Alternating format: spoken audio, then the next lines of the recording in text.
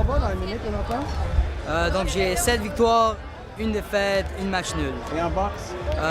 2 victoires, donc un par knockout puis un par décision unanime. J'adore la boxe, j'adore le MMA. Pour moi, les deux sports se marient bien ensemble pour moi parce que depuis que je suis un enfant, je fais de la boxe et aussi je fais le mélange, le jiu-jitsu brésilien, le taï jiu-jitsu, la lutte olympique, le muay thai. J'ai un entraîneur excellent qui était Nigel Scantlebury qui était capable de les mettre... C'est ici d'ailleurs. Les deux entraînements, mais les deux sports, il me les a enseignés, il les a jumelés, puis là j'ai une belle équipe, que Marc Ramsey aussi dans mon gym.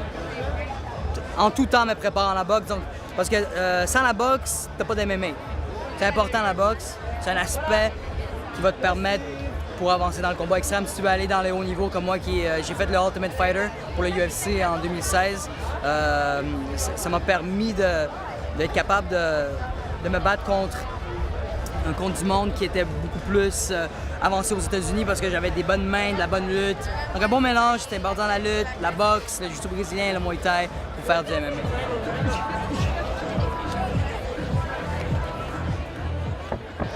Tu l'entraînes en MMA ou en boxe? En MMA? Tout. Un peu de tout aussi? Oui, la boxe, MMA, boxe thaïlandaise. C'est moi qui ai inventé le style Thai Jiu-Jitsu.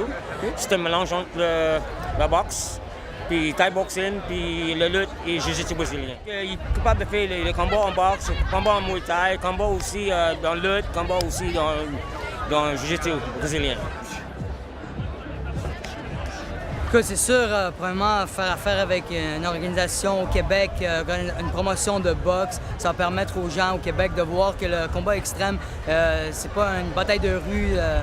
C'est sûr que quand on regarde ça à la télé avec la cage UFC, ça fait paraître comme si c'était des underground fights, mais avec le ring de boxe, ça va apaiser les yeux, ça va permettre de voir que le MMA est autant un sport intéressant que la boxe. Dans les rings de boxe, comment tu le mets?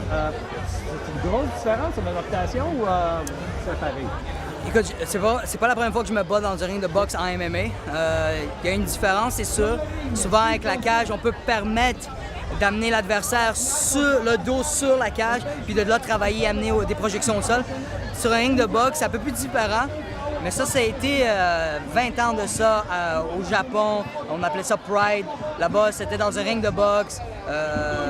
On s'adapte. Les règlements sont différents aussi. C'est sûr que les règlements sont différents, mais on s'adapte. On ne peut pas envoyer quelqu'un à l'extérieur du ring.